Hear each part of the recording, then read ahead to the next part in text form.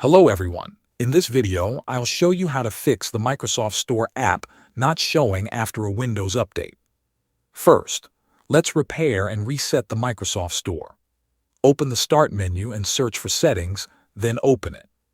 In the Settings window, go to Apps and then select Installed Apps.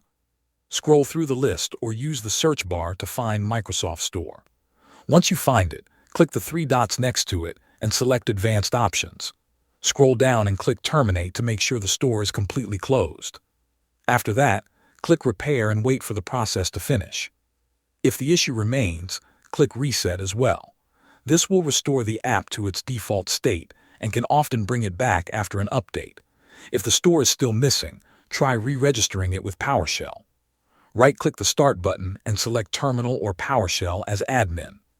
In the Administrator window, type or paste the command shown on your screen and then press Enter. Wait for the command to complete. Once finished, restart your computer and check if the Microsoft Store has reappeared. Thanks for watching.